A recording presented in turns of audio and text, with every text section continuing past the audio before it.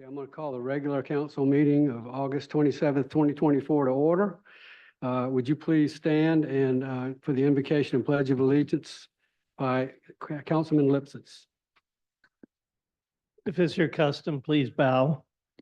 Baruch atah Adonai, gracious and wise Creator, we gather here today to serve our community with open hearts and minds. Grant us the wisdom to make decisions that are just and beneficial for all. May we conduct all our deliberations with respect and integrity, seeking the common good above all. Guide us in our efforts to foster unity, compassion, and progress. Amen. Pledge allegiance to the flag of the United States of America and to the republic for which it stands, one nation, under God, indivisible, with liberty and justice for all. Thank you. For the public, Councilman Mike McPhee has an excused absence, so he will not be with us this evening. Before we get into the next item on the agenda, which is public comment, I'd like to, for the record, and I think want to take this opportunity, and I think all of council will agree that we want to thank our city staff, our department heads, our employees for their preparation and hard work before, during, and after tropical storms Debbie. We really dodged the bullet, but they did a lot of work that kept the impacts very low. So thank you, Nate, and especially your public works crew, because I know they were out there 24/7. So appreciate it. Okay, we now have public comment. And you're limited to 5 minutes. We have a sheet here. You have signed up, and we'll go in agenda order. In order is Wallace Scarborough. He lives at 1217 Bay Street. So you don't have to repeat it again, Wallace. Okay. I'll be brief. First of all, council, I'd really like to thank you for your service. It's a tough job. Standing up there, listening to comments, putting yourself out there, what you believe, what you don't believe, it's tough. I've done it, but thank you for it. I appreciate it. I tell you, this contract with Safe Harbor has so many things wrong with it. You know, it would be hard for me to address them all here tonight. But I would also like to state my opinion that I believe a small town marina that we have in the past within the current footprint of the current marina probably would be acceptable. We're a small town, and really all we really need is a small marina. We don't need a mega marina. Now, my issue with Safe Harbor in this contract and what's on the agenda tonight, my first issue is the contract with Safe Harbor was actually never properly procedurally adopted by the city of Beaufort. Just so you know, I did contact the federal government and sitting in my hand through a FOIA request to see if the city of Beaufort ever contacted them as per the 1976 agreement. The FOIA request I hold in my hand shows that neither the city of Beaufort or any of its representatives ever contacted the federal government, and the federal government never gave permission for the city of Beaufort to enter into a private partnership with Safe Harbor. My second problem with the item on the agenda tonight is council's actions tonight by trying to pass this contract with Safe Harbor using if I can pronounce it right, nunc pro tunc, an obscure legal procedure, proves that the city itself does not believe that this contract was executed properly. Had the city believed that this was properly executed, there would be no need for this procedure. Let's all remember that ignorance of the law is not an excuse. Both Safe Harbor and the city of Beaufort should have known the proper procedure and followed the proper procedure to enter into a contract. This legal procedure that the city has been advised to use and is an obscure procedure, which is typically only used by courts in order to correct a scrivener's error or a clerical ruling. I know of no case law where this has been used to correct a major procedural error. To use this type of obscure legal maneuver is an extreme stretch, in my opinion, and not valid to use this type of procedure. Again, it only approves that the city itself believes that the passage of this contract a few years ago with Safe Harbor not to have been done in accordance with state law. In closing, I would ask council to throw out this bad contract with Safe Harbor. This contract is not good for its citizens, nor is the contract good for the city of Beaufort. Please start over with meetings and citizens' input that should have been happening from the beginning. Council is in a perfect position to correct this contract with Safe Harbor or find a better leasing. Let's move forward in full view and daylight and from input from our citizens. This council is not responsible for the other council's actions. You are responsible for this council's actions. You have a very unique opportunity to get it right, and I hope you do. Thank you. Thank you, Wallace. Catherine, you're next. Catherine Scarborough.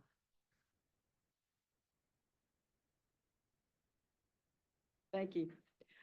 My name's Catherine Scarborough, and I live at 1207 Bay Street, and I've lived at that address for about 30 years.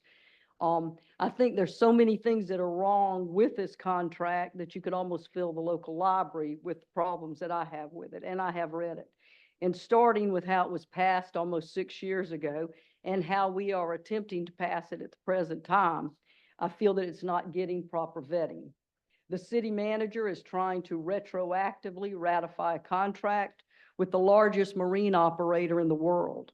This partnership has brought to Beaufort cruise ships, which have spoiled our view, contributed to the pollution of our waters, and brought noise pollution to a peaceful park and has accelerated damage to our waterfront park. Ultimately, we need to be realistic about the impact a commercial marina the size of Safe Harbor will have on a small, charming town like Beaufort. Let's not forget that Safe Harbor's objective is to make as much money as possible without consideration to the lasting perils of our town. Again, let's be realistic about the intentions of Safe Harbor. They will expand as far as the city allows into our fragile, beautiful Beaufort Bay, spoiling our historic views, destroying our dolphin habitat, and in turn killing the use and livability of Beaufort for citizens and tourists alike. Another consideration is that this rushed passage of this lease is so Safe Harbor can start with their plan to cram as many boats as possible into the marina and to get ready for next year's cruise season. Otherwise, why the September 5th meeting? What is concerning is that the September 5th show and tell, and I hate to say is probably just a show and tell, with no possibility for us, the citizens, to have input.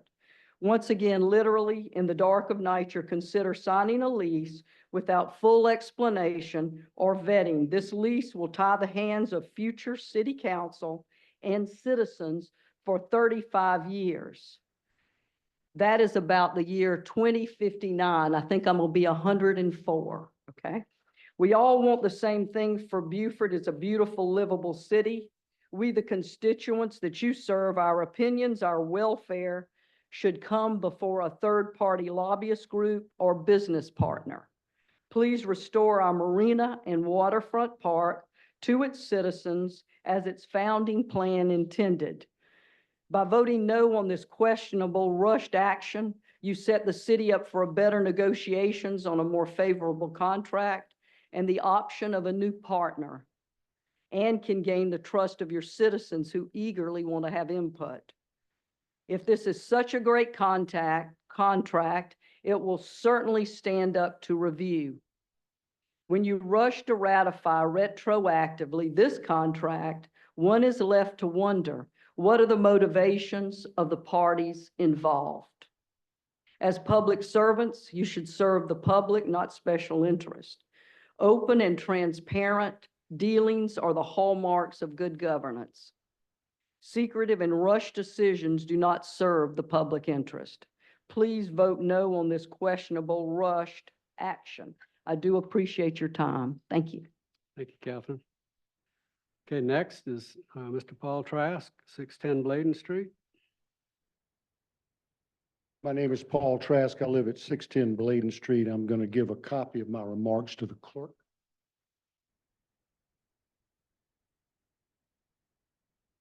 This is a very important issue. I don't think the public really understands a lot about this issue. I'm going to beg the mayor's indulgence. If I happen to go over 5 minutes, I'm going to try to keep it to 5 minutes.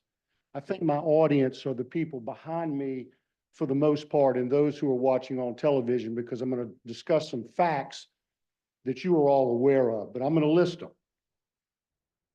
The downtown marina is part of a public park. The city has a contract with the United States government to keep the marina as part of a public park. Here's a copy of that contract right here. It's recorded in the Beaufort County Courthouse, 1976. The purpose of this contract, it had to do with the public federal funding to build the park, okay? It provides that the park shall be used forever for public outdoor recreation. And it requires the city of Beaufort to get the permission of the 2 federal agencies and the state agency, which are also parties to the agreement, in advance before making any lease or converting any of the public property to any other use. Now, Safe Harbor is a big corporation. They've got an office building full of lawyers, I imagine. And so if you're signing a 40-year lease and you're a big corporation, you're going to have your lawyers do a title search. So when they did that title search, if they did it, they would have discovered, recorded in the courthouse, this document right here, and they would have realized that they have to have the permission of the federal government prior to making this agreement. So they're fully aware, or should have been fully aware, before they signed the lease.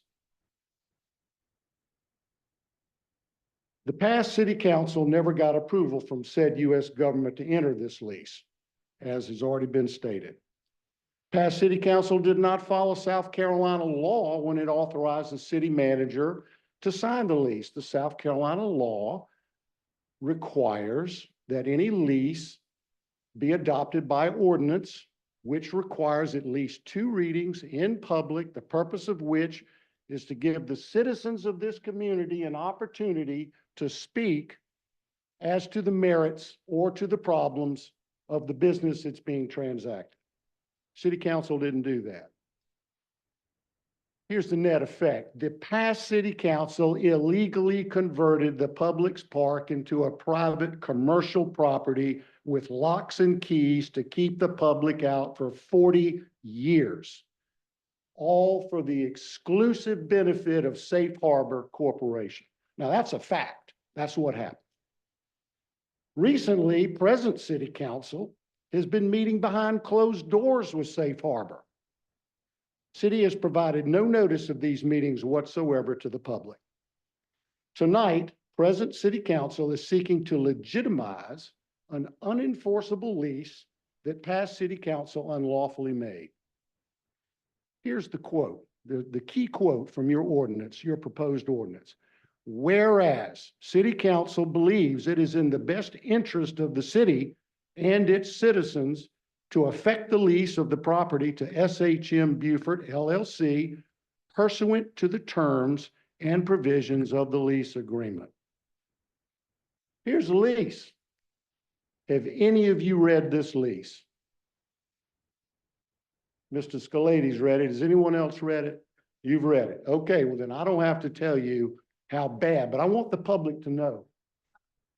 This is a terrible lease, ladies and gentlemen. It is bad. I don't know how many pages. I can't add up that high.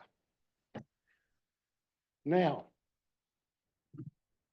I would ask you to please explain to me this provision in this ordinance that you're considering tonight for first reading. Can you explain to me how it is in my best interest to adopt this rotten lease? You can't do it. Okay, you can't do it.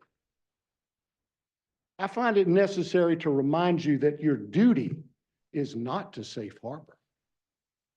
SHM Buford LLC, Safe Harbor Marinas, and their New York Stock Exchange parent called Sun Communities, Inc., do not give a damn about the citizens of the city of Buford. Let you go over a little bit, Paul. All right, your duty is to the citizens who elected you. I'm going to finish reading. Thank you, Mr. Mayor. Instead of holding closed-door meetings with Safe Harbor, you should be organizing a committee to examine all options for the downtown marina. A potential future lease with Safe Harbor might be a future consideration. Do not approve the first reading of this non-pro-tunc ordinance. Form a committee now, do a proper examination, and present alternative solutions. Thank you. Okay, next up, Josh Gibson, 709 Duke Street. Hi, just for the sake of transparency, I'd like to say that I'm also a candidate running for city council. And I think it's important to announce tonight for me that I have entered into a non-pro-trunk agreement with People Magazine that I'm the sexiest man alive. I have yet to hear back from their attorneys yet as to whether they agree with that. So we'll see where that goes. The thing that I wanted to say is when I think about this situation that we have in front of us tonight is what's often called the first rule of holes, is when you find yourself in a hole, stop digging. This solution of passing this non-pro-trunk agreement is not going to solve the problem that the city has. The city has a larger problem than that. That might paper over it for a couple of days, but that's not what's going to lead to a long-term solution. The other thing that I want to encourage the city from this perspective to think about is to take the input of the citizens as encouragement and fellowship, and that we are working together. We all collectively in this room can realize that we have a problem. The city has a problem. We're all trying to solve it. And the people who come here, no matter what side of you're on the dais, we all want a solution to this problem because it needs to get resolved before it gets to be a bigger problem later down the road.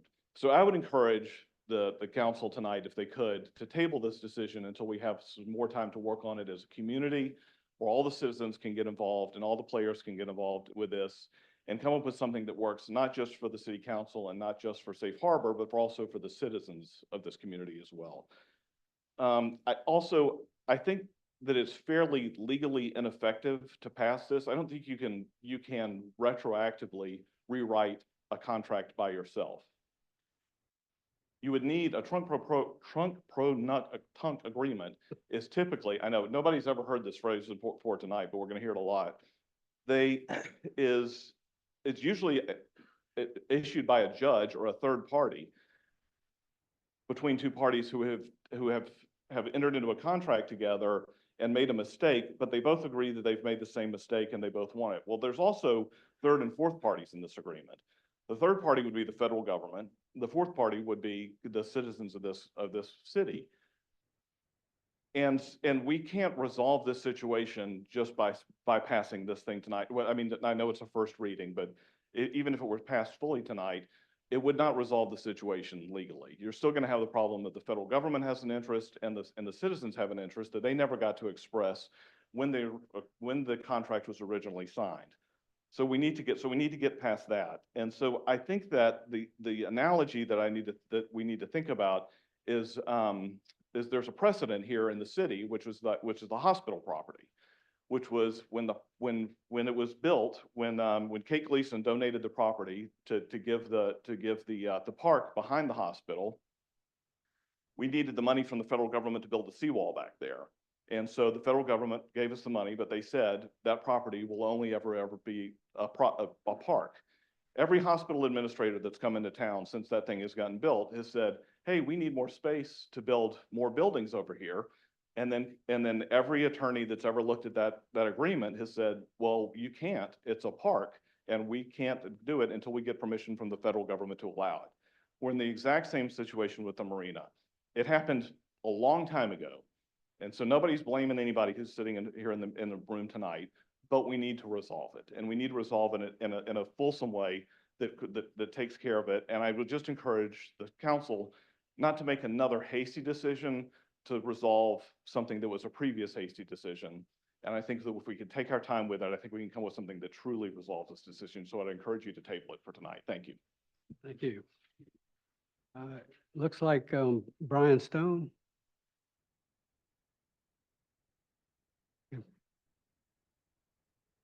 Oh, okay, great. Cynthia Jenkins, HPF.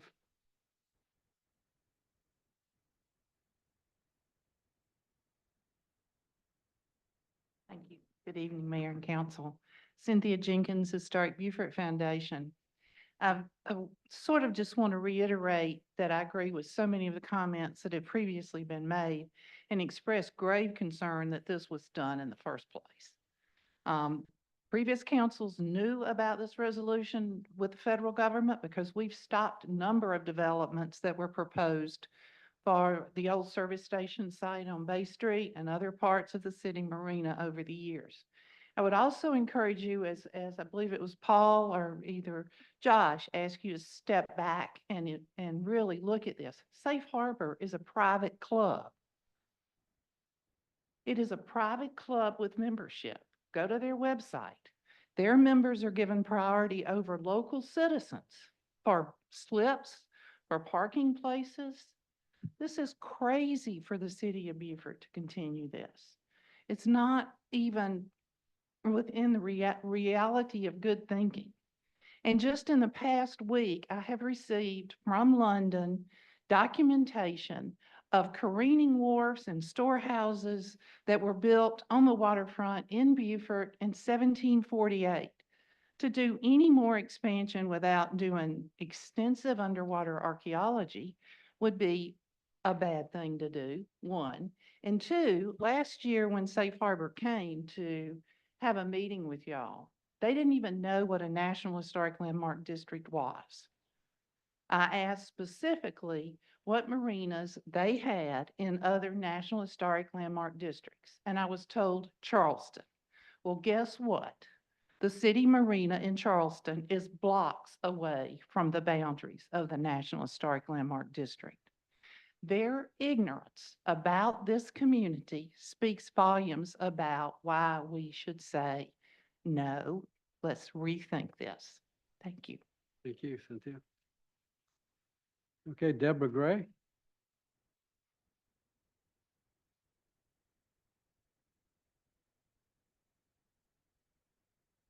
Deborah Gray, 1300 Barnwell Bluff.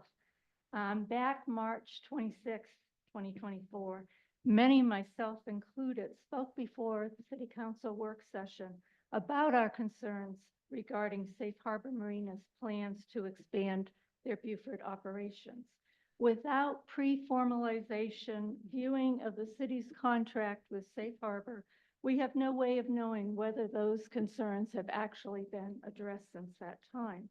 And as I pointed out in my March remarks, as Paul has said, Safe Harbor does what's good for them. They work according to their business model. It's not our business model, and therefore it's incumbent upon the city to protect our interests. I personally like all of you on City Council, but liking isn't a sufficient reason to actually vote for somebody. And three issues particularly motivate me, and it's all going to come back to Safe Harbor. I lecture in classes with 100 students, so I usually think I'm fine. Get back, three issues particularly motivate me: fiscal responsibility, preservation, and issues regarding the waterfront. And City Council really isn't distinguishing themselves on any of these fronts. We're dedicating money we don't have to projects that could be delayed or staggered, and then are placed in a situation with we need to pass our hat when we find out that the underpinnings of our waterfront park are drastically failing. Preservation is given lip service, but we continue to lose our built fabric and the accompanying natural beauty of Beaufort. Experienced preservationists are denied seats on the HDRB. What I'm seeing is a pattern emerging, and so I ask you in regards to the city's contract with Safe Harbor, what has been ironed out in regards to, one, Safe Harbor's express plans to increase possibly as much as triple the existing marina's footprint? And again, I know there's a September meeting, which I'll come back to. All 5 councilmen spoke against such significant expansion in March. And where do you stand right now? Second, the June 30th, 1976 property management agreement. Again, we see that it was 3 parties. It wasn't just Beaufort and Safe Harbor. It involved the state of South Carolina, the federal government, that you cannot privatize something that has been set apart in terms of a public outdoor recreation without formal written approval from the federal government. And I'd like to know where City Council stands there. Section 5-740 is backed up historically by 1962 Code Section 4733, 1975 59692, 1976 Act Number 623, Section 2, and 1978 Act Number 435, Section 5. Third, significant costs have been assigned to Beaufort taxpayers in making a lease without total legal authority. And now we realize there might be a legal challenge, but we do know definitely that we've been assigned costs in terms of obligations for the replacement of fuel tanks, pump stations, insurance costs, liability rests with the city, required investment by Safe Harbor decreases as the contract ages out. And so at the end of 40 years, we may very well have an aging, not well kept up facility and great difficulty in finding another partner. Again, large yachts are a big part of the plan for Safe Harbor, wherever they establish facilities. And I would be very concerned in terms of the structural problems we already have down on the waterfront. As stated by the Municipal Association of South Carolina, and I quote, "The municipality should document its determination of the value received, both the public purpose to be served, the value assigned to that purpose, and in accordance with rules that are to be followed, quote, municipalities must receive fair market value for property it sells or leases, but that value may include non-monetary components." Number 4, again raised already today, what new contractual measures have been negotiated to safeguard the marine environment and historic waterfront vistas? Discussions and negotiations between Safe Harbor, all 5 council members, as well as the city manager, apparently have occurred in recent months. Public engagement was forthcoming in March. Where's the transparency on the part of the city? Ms. Gray, can you wrap it up? It'd be 1 paragraph. Let's undergo the procedure mandated under South Carolina Section 5740. The public has the right to know, to help shape the terms. We're long past the period of deferential politics where we elected leaders, they took action, and they instructed us. We want to be active participants. We want to help to shape the discussion, help to shape your final decision. Thank you very much. Thank you. Okay, Julie Crenshaw?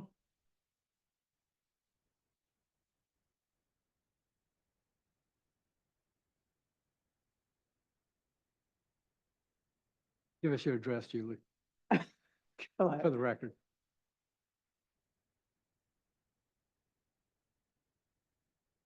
Hello, my name is Julie Crenshaw, and I'm at 308 Hancock Street. I am speaking to you as a candidate that is running for city council. Recently, I've been talking to a lot of Beaufortonians from all over the city. Many of them don't even know about the city's entanglement with Safe Harbor. When I tell them just a little bit about the lease and legal concerns, everyone I've talked to is shocked. And frankly, I am too. After a close reading of the current lease, I see very little to no benefit for the citizens of Beaufort. I am of the opinion that the city and Safe Harbor need to go back to square one and proceed with the community's involvement at the center of negotiations. It is time for this council to lead the way in open, transparent, and responsive government.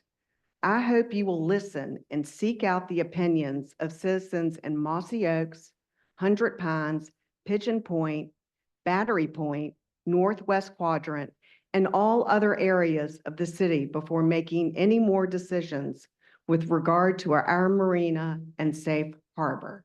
Thank you. Thank you, Julie. Okay, Mr. Rob Cahill.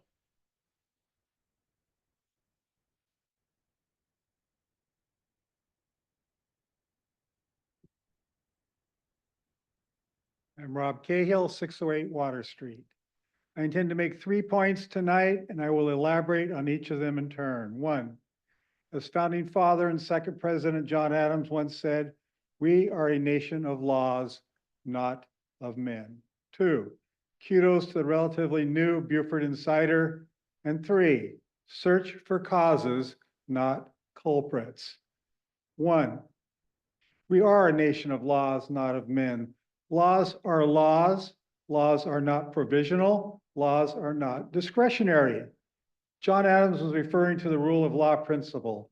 Some argue that the rule of law principle retards progress by throwing legal wrenches and obstacles into the machinery. Our founding fathers had quite a different view, and I submit that it continues to serve us well today. I had the privilege to work directly with Bill Ruckelshaus, both at Weyerhaeuser Company in Seattle and the U.S. Environmental Protection Agency, which I affectionately call the other Washington, in the 1980s. Some of you may not be familiar with the Ruckelshaus name, but I imagine you are familiar with the Watergate scandal in 1973. Ruckelshaus was part of the Saturday Night Massacre. On Saturday, October 20th, then Attorney General Elliot Richardson refused to follow disgraced former President Nixon's directive to fire Watergate Special Prosecutor Archibald Cox. Bill was elevated to AG, and he too refused to fire Cox. So Nixon summarily fired Bill too. But over 50 years ago, this blemish on our history is known as the Saturday Night Massacre. So why do I bring this up now? Because under incredible political pressure by the Republicans, both men summoned the courage to do the right thing. Mr. Mayor and councilmen, while the issue before you all now is not of national consequence, it is still incumbent upon you all as public servants to do the right thing. Last, as Tip O'Neill said decades ago, all politics are local. What's different now, however, is that this is not a political issue, capital P or small p. The issue before you now is a legal issue, and that is a fact. It's also a moral and ethical issue, but I digress. On schedule. Speaking of facts, kudos to the relatively new Beaufort Insider for their fact-based reporting and providing transparency, visibility, and a mirror to the citizens of our beloved, beautiful Beaufort by the Bay on this issue. Otherwise, sadly, I likely would be ignorant of this issue, and I imagine many others too, the history and the ramifications. 3, your search should be for causes, not culprits. My education and professional experience for over 50 years has been in systems engineering and organizational behavior. One essential byproduct for me of this education and expertise is to master the discipline to focus on the essence of any given issue. And, I repeat, and resist getting distracted by what I term the blame factor, i.e. the seduction to attribute blame to people versus process. I wish you 5 with Mike and Scott, you too, and your staff would have spent as much time and energy probing how to prevent the flaws in the existing decision-making process that allowed this to happen in the first place. Seems like you spend an inordinate amount of time trying to explain it away. It ain't happening. Last, during my professional career, I had the privilege to work with numerous C-level executive teams to help them improve their decision-making. I would often open our time by asking for a show of hands if anyone had ever been part of a team that was party to making a very, very poor decision. Lots of hands would go up like a pogo stick. Then I would ask, how many of you were present in the room when that poor decision was made and sat on your hands? Enter discomfort. It was palpable. My point is there are always a human factor involved in all decisions. My working hypothesis then and now is in the form of a question. What are y'all doing now to encourage and enable people to speak truth to power? You all have power and authority.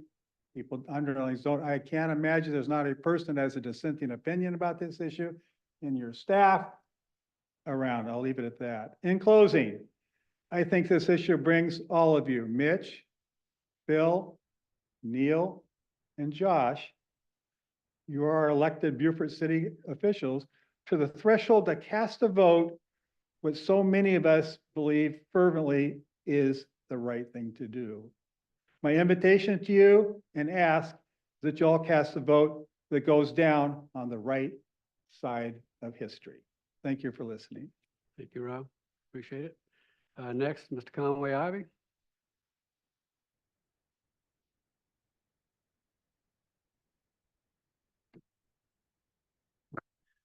I'm Conway Ivy, 501 King Street. I'm going to comment on the proposed ordinance pro ton regarding the safe harbor lease. In my long business experience, I've made many mistakes. I have found the best way to address those mistakes is to recognize and take responsibility for them. Then step back and fully analyze the situation to determine a solution. In regards to the marina safe harbor lease, the city and safe harbor have made mistakes. The city left its citizens out of the process and failed to comply with the prerequisite obligations under the 1976 Chambers Park funding agreement. Safe Harbor failed in its obligations for due diligence and a requirement to have knowledge of the South Carolina law. Proceeding with passing this proposed ordinance will only deepen and complicate the potential legal issues surrounding this situation. This proposal should be tabled and another approach taken, which would allow time to consider and evaluate all factors and develop a proper solution. I have an alternative proposal for your consideration. Beaufort is blessed with many deeply experienced business people who are community-minded. The city, when it comes to contracts and other review processes, continues to allow this tremendous advisory human resource to be untapped. The city should establish a small advisory committee of not more than 10 citizens. They would be tasked with generating a set of alternative uses for the current marina. This would include an economic analysis of the alternatives in terms of its cost and benefits to Beaufort. Obviously, this advisory committee should include the current and prospective users of the marina.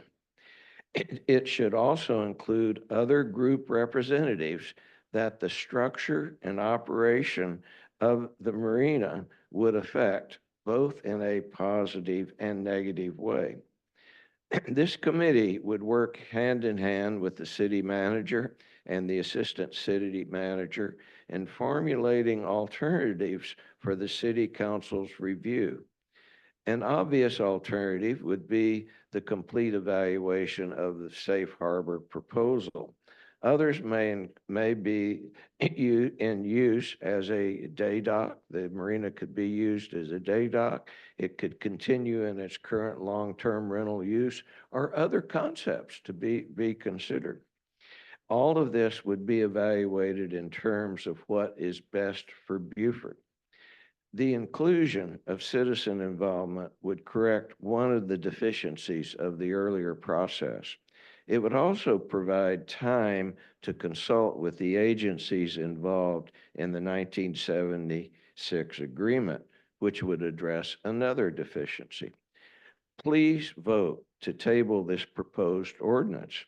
By doing so, you can keep Beaufort from sinking into a rabbit hole that will take many years and financial resources to exit. Thank you. Thank you, Mr. Ivy. Diane Farrelly? Thank you. I have comments on 4 different items tonight, so I think I'll start with Safe Harbor just to keep with the program. I strongly oppose ratification of this lease. Y'all know that I read everything, and I read this lease. It is the worst lease agreement I have seen in years for all of the reasons and opinions expressed verbally and in writing at the first representation of Safe Harbor's proposal for expansion and as expressed tonight. There's very little benefit to the city of Beaufort and most of the liability. There was an initial $50,000 incentive to have been paid to the city, although I have not seen where that was received or applied. And then I'll go to my other items. Sale of property in Commerce Park. I have concerns about the value of this sale to the city of Beaufort. $10 earnest money with no other compensation until a certificate of occupation is issued.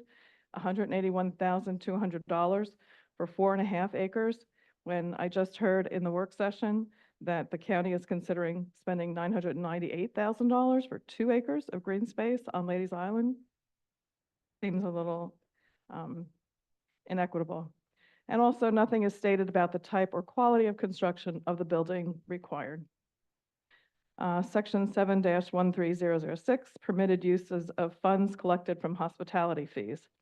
I disapprove of the proposed change on the grounds that the proposed language merely refers to a South Carolina state code with no other language as to the permitted uses of the fees collected, which is in direct opposition to the city's stated goals to provide for more transparency and ease of understanding its codes and ordinances. And then last, the ordinance to amend the fiscal year 25 budget for revenues and expenditures of the general fund. Number 3, the city was notified that utility relocation for Allison Road project cannot be submitted for reimbursement under the SCDOT TAP grant. And I have questions I would like to understand. It may be answered in the proposal. Why can't it be submitted, and why did we not know this in advance? Thank you. Thank you. Anyone else? Okay. Thank you very much for commenting. What we'll do next is move to public comment. Excuse me, not public comment, excuse me, meeting agenda approval. Do I have a motion? Motion to approve. Have a second? Okay, before we discuss things, I would like to make a comment. I'm not comfortable moving forward on this first reading. I'd rather postpone this particular ordinance, and I'm talking about item D, the one that we're talking about this evening with the Safe Harbor. We've gone 5 years without an ordinance and a little more time to hammer out details and solve these issues. It's not going to have a negative impact, I don't think, to or jeopardize our relationship with Safe Harbor if we continue with that. The problem is, as chair, I cannot make a motion. So I would like to ask if any one of the council members would entertain a motion to remove item D from our agenda. Sir, point of order, we're talking about the consent agenda now. That's not on the consent agenda. No, this is the meeting agenda approval. Meeting agenda. Okay. Okay. Sorry. Okay, do I have a second? Okay, hearing none, motion fails. And we go back to the original motion and second of the approval of the meeting agenda. All in favor, signify by saying aye. Aye. Aye. All opposed? Okay, now we move to the consent agenda. That's where I thought we were. What's that? That's where I thought we were. Okay. Do I have a motion and a second for the consent agenda? Motion to approve. Second. Okay, a motion and a second. Okay, any discussion? Okay, hearing none, well, I ask for a vote. All in favor, signify by saying aye. Aye. Opposed? Okay. Next, the minutes, work session and regular meeting of July the 9th, 2024. Have a motion? Motion to approve. Second? A motion and a second. Any changes, corrections? Okay, hearing none. All in favor? Aye. Aye. Okay, now to old business. An ordinance approving the sale of real property located in Beaufort Commerce Park and owned by the city of Beaufort, South Carolina to Dolnick Properties LLC. This is first reading. Scott? You want to? Oh, excuse me. we gotta Motion get a to approve.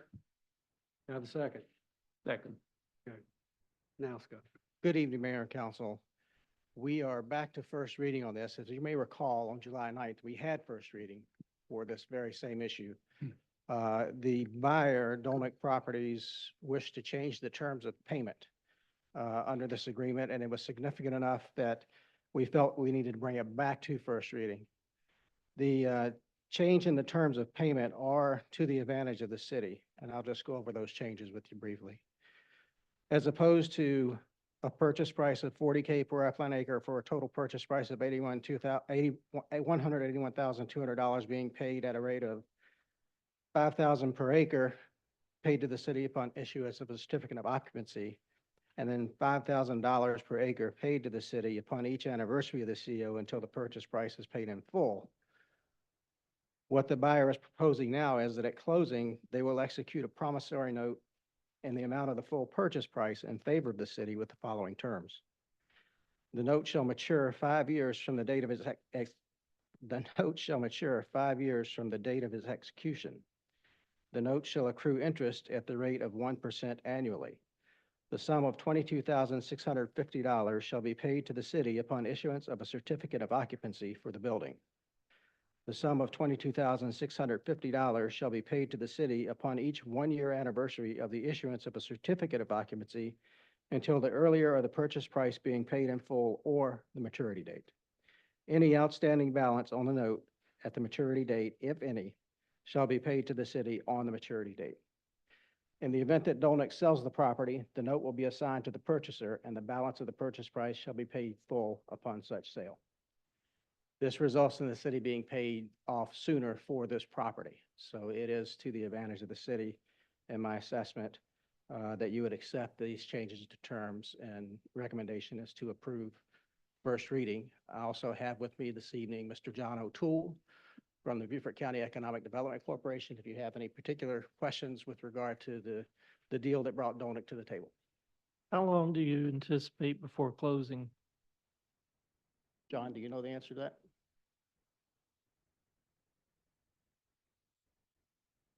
Okay. I don't know if you want to take this opportunity, John, to just address some of Mrs. Fairley's concerns in regards to what the developer may build, but this developer has done projects in Bluffton, and I believe that those are, he's bringing similar projects and buildings to our site. So if you want to speak a little bit on that, I think it could be helpful.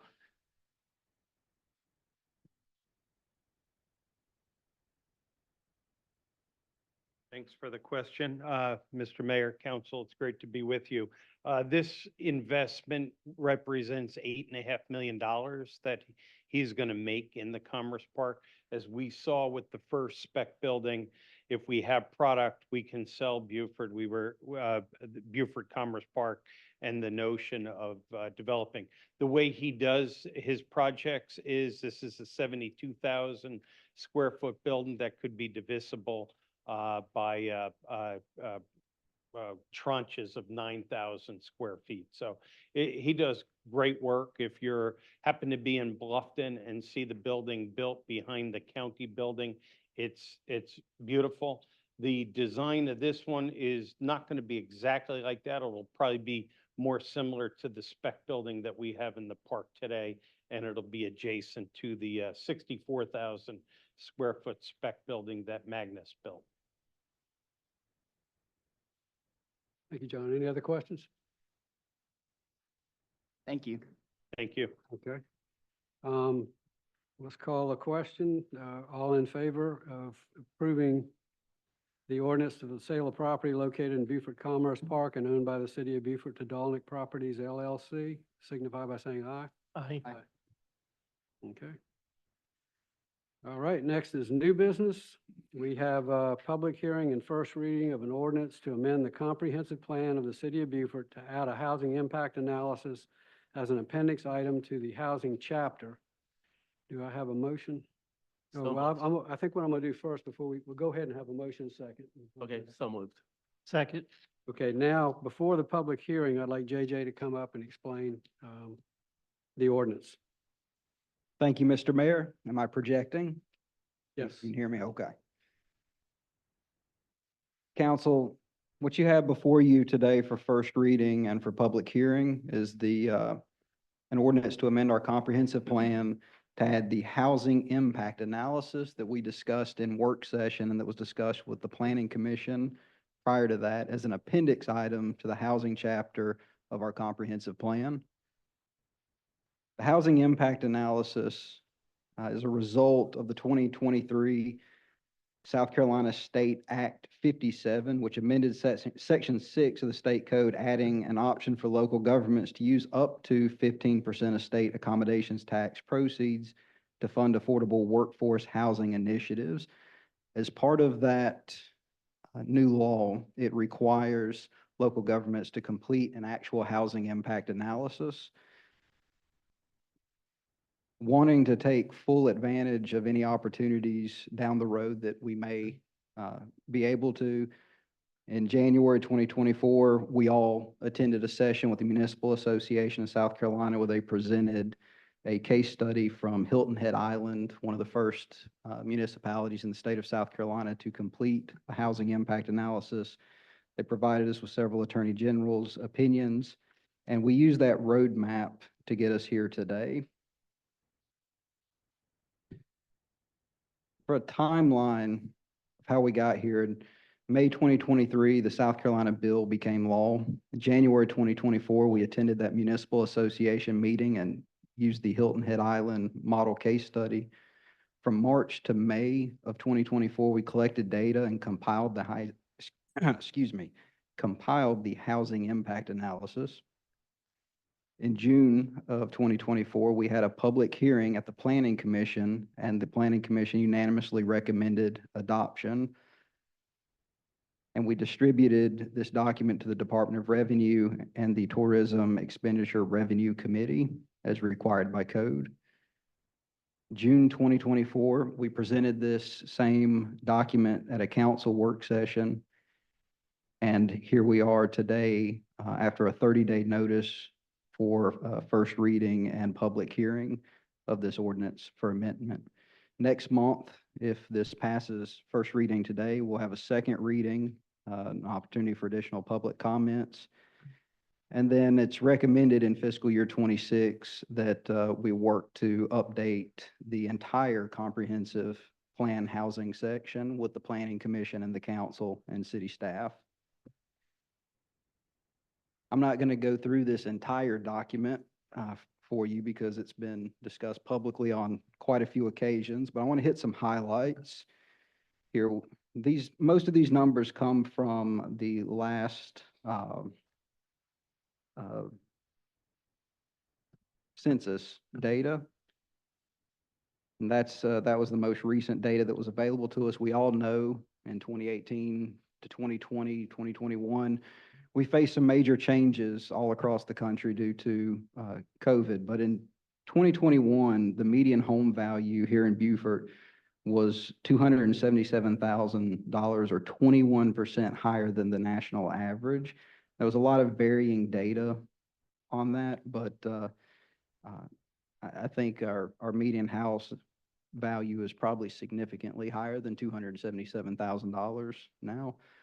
According to both the Hilton Head Island Housing Impact Analysis and Redfin real estate data, in 2023, the median home sales price for Beaufort was between $390,000 and $466,000, a 12.4% or 13.7% year-over-year increase from 2022. And if anyone here has looked at the housing market, those numbers haven't gone down. I picked a heck of a time to move to Beaufort. Yeah. 36.1% of Beaufort households are considered cost burdened, meaning that they spend more than 30% of their income on housing. And that's as of 2021. Renters, 46.9% are cost burdened, and homeowners with a mortgage, 27.4% are considered cost burdened. This was a number that really concerned me. 37.1% of households 65 or older are considered cost burdened here in Beaufort. And again, this is 2021 data. So to summarize the recommendations of the housing impact analysis, it's a big picture view of what the housing market looks like here in Beaufort. And it makes some very broad suggestions of ways that we can approach that. A lot of those approaches we've been exploring. Some of them are broader than others. Mr. Mayor, you pointed out the last meeting that inclusionary zoning is not currently allowed in the state of South Carolina. However, we left that in as a recommendation because there are pushes from other localities across the state to explore possibly changing that. And we don't want to leave any of those opportunities off the table moving forward. To summarize those recommendations, the city can't face this alone. It's going to require public and private partnerships. You look at Hilton Head Island, they've had some of the largest investments in workforce housing, and it's not been that successful. The developers have not taken them up on it. We partnered with a regional housing trust, and they are really just now getting off the ground, doing looks like some great things moving forward. We've talked about our rehabilitation programs that we're currently exploring, assessing in the downtown and Old Commons, Northwest Quadrant neighborhoods, adaptive reuse, expanding housing options. This has come up throughout the code edit sessions that started before my tenure with the city and ended with council just a couple of months ago, is now with the Planning Commission. I'm sure that will continue to be a conversation there, but we would like to adopt this document as an appendices item to provide a framework for how we move forward. It's not the solution. It's not the end all be all. I don't have the answer to how we address the housing crisis. And if somebody ever comes up with that one size fits all answer, they'll be far richer than I'll ever be. But this is a roadmap for us moving forward. Does council have any questions before we go to public comment, or do you want to do public? We'll go ahead and do the public hearing. So I'm going to open the public hearing. If anyone has a comment, please tell us your name and your address. Lisa Sundrla, Historic Beaufort Foundation. I live at 1217 North Street. We applaud this recommendation and the work that Mr. Sauvé did. And this is so critical to us right now. And by making it a part of the comprehensive plan, that will not only open doors for future funding opportunities going forward, but it will help to lay that roadmap that he was speaking of as to a direction and sort of reinforcing the idea that that is a priority, a distinct priority of the city of Beaufort in moving forward.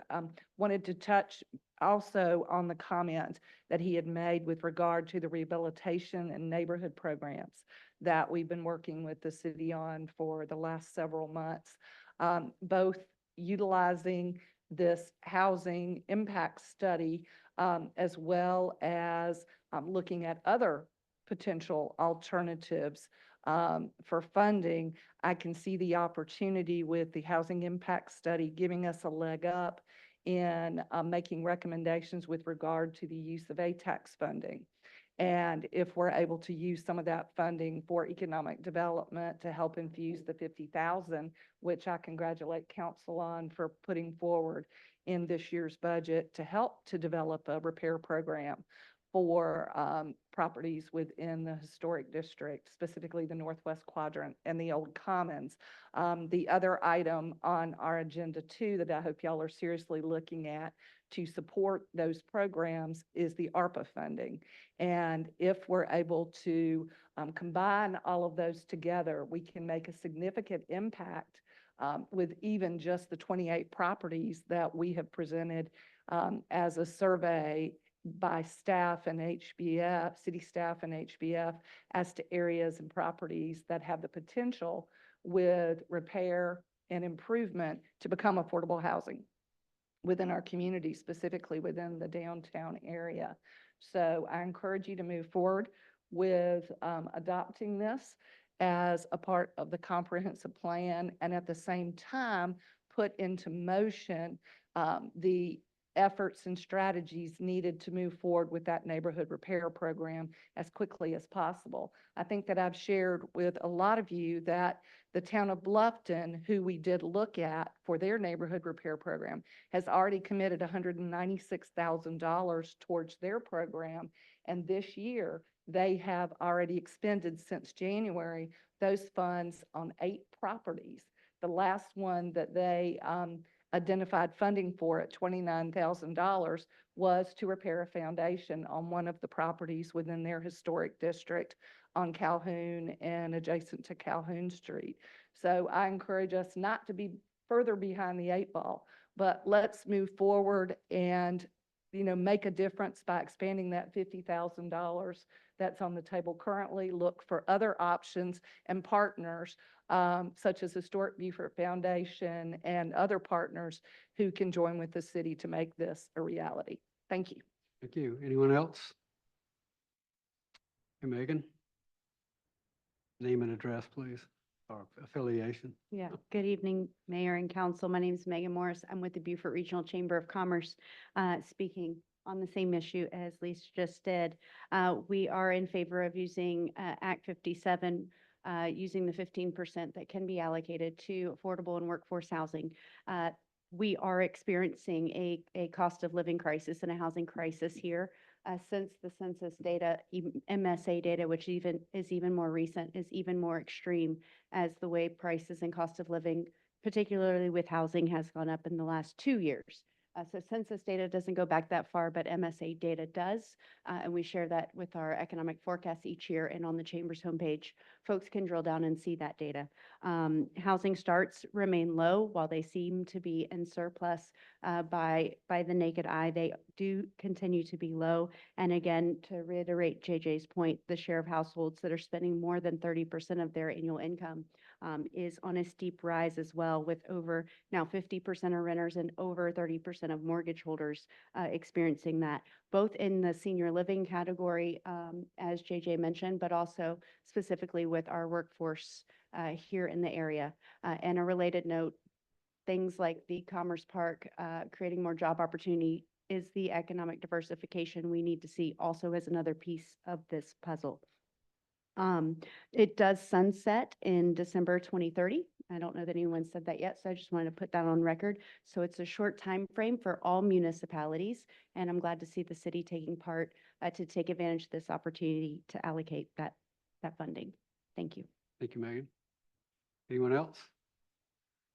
Okay, then I'll close the public hearing, and now we'll have first reading of the ordinance to amend the comprehensive plan of the city of Beaufort to add this housing impact analysis as an appendix item to the housing chapter. Do I have a motion? Motion to approve. Second? Second. Okay. Any comment? Discussion? It's great. Not really, just a quick comment. I'll say definitely in support of this. Happy to see it come through, and I would like to see us have a work session to iron out how we would use these funds, maybe even before we have our state allocations beginning of the year. So happy to see this complete. Thank you for all the work that went into it, JJ. Yeah, pardon me. I'd just like to pile on. I like everything I've heard about this amendment to our ordinance to get more affordable housing for our workforce. I say again, it's important that the people who provide essential services, our teachers and others, be able to live in the city in which they work. So I'm in. Yeah, it is a big recruitment and retention issue, so thank you. All right, with that, I'm going to call the vote. All in favor of the first reading of this ordinance, signify by saying aye. Aye. Okay. All right, let's see. Next, we go to an ordinance to amend the Code of Ordinances for the City of Beaufort, South Carolina, Chapter 12, Section 712006, permitted uses of fees, first reading. JJ? All right. Excuse me, I have to have a motion first. Motion to approve. Okay, in a second. Second. JJ? Thank you, Mr. Mayor. This, I keep wanting to call you Your Honor. I apologize. Old habits. This ordinance and the next ordinance were identified as ordinances that needed to be updated. When I first started looking at these back in January before I stumbled into capital projects, got a little busy. It came back up as part of the housing impact analysis, House Bill 57 we just talked about. We would need to amend the ordinance to reflect the current language in the state code. My background advising municipalities in other states and North Carolina has always been, and I think the city attorney here would agree that the best way, if you're citing to a state code or another section of law, is to just cite that section of law so you don't have to constantly update your information if it changes. You don't ever have to worry about your local ordinance going out of compliance or referencing something that it shouldn't reference. So the proposed language here is to take out the specific nuances for how the funding can be used and to just replace that with a simple language of in accordance with the South Carolina Code of Laws, unannotated section 6-1-530, as may be amended from time to time. That way, no matter who is looking at this ordinance, us, council, the public, they can go straight to that section in the South Carolina Annotated Code and they see the most up-to-date version of that. And there's no contradictions, there's no misconceptions or concerns. It reflects directly back to that most recent adoption. Okay. And that would be linked, obviously, right? So it doesn't help on the printed version, but if you're on the computer looking at it, then you could just click that section and it's going to take you straight to the South Carolina code. Yes, that should be how that works. Any other discussion? Okay, all in favor of the ordinance to amend the Code of Ordinances for the City of Beaufort, South Carolina, Chapter 12, Section 712006, permitted uses of fees? All in favor, signify by saying aye. Aye. Okay, next, JJ, before you talk, an ordinance to amend the Code of Ordinances for the City of Beaufort, South Carolina, Chapter 12, Section 713006, permitted uses of fees. This is first reading. Have a motion? Motion to approve. Okay, motion and a second. JJ? Thank you, council. This is the exact same presentation. It just has to do with section 7-13006, and it references South Carolina Code annotated section 6-1-730 as may be amended from time to time, which is the appropriate state code that authorizes these types of expenditures. And they seem to mirror each other almost exactly. They do. They do. Okay. Any other comments? Okay, and we'll call the vote. All in favor of the ordinance, signify by saying aye. Aye. Okay. Now we get to the bugaboo in the room. Section D, a non-protunct ordinance ratifying the leasing of real property owned by the City of Beaufort, South Carolina, and known as Beaufort's Downtown Marina to Safe Harbor Marina Beaufort LLC. This is first reading. Do I have a motion? Motion to approve. Second? Second? Okay. Scott? Good evening again, Mayor and Council, citizens, candidates. The discussion of this ordinance is very timely because it provides us with an opportunity to clarify any confusion and dispel misinformation regarding recent actions by staff and council concerning the marina and safe harbor. First, I have to acknowledge that after thoroughly reviewing the process and documentation, it's clear that there was no public involvement in negotiating the terms of the current lease agreement between the city and Safe Harbor. The agenda packet and meeting minutes for May 7, 2019 City Council meeting, the meeting at which the city manager was authorized to enter into the agreement, show that the agreement was not included in the agenda packet and therefore was not available for public inspection. The approval was granted by a singular and unanimous vote by City Council. In my professional judgment, the handling of this approval is deeply troubling for two key reasons. First, the South Carolina Code of Laws requires a municipal government to effect the conveyance of property by ordinance, which necessitates two public readings. Second, there was no copy of the agreement available for public review. Once again, the agreement was not included in the meeting agenda packet. There is no excuse for this, in my opinion. In my 15 years of experience in local government, I have not, nor will I ever, bring a contract forward to a public body for approval without providing the public with a copy of what their elected leaders are asked to consider. There have been baseless claims circulating in local blogs and on social media suggesting that council members have been negotiating lease terms with Safe Harbor. I have also been accused of dishonesty for stating that no such negotiations have occurred. These allegations are simply not true. It is true that individual council members met with representatives from Safe Harbor. It is also true that city staff met with representatives from Safe Harbor corporate offices to discuss the fact that the agreement was not properly authorized by council in 2019 and to explore the possibility of renegotiating the agreement.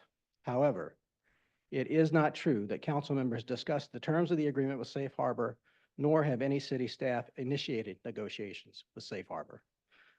On June 3 and June 4, council members met in pairs and individually with Safe Harbor to engage in meaningful dialogue about a potential marina redesign project. The same project that has been presented to council twice in the past 2 years, each time with different designs that did not meet the satisfaction of either council or the public. Learning from these previous attempts, Safe Harbor sought individual council member input before proceeding with the third redesign concept.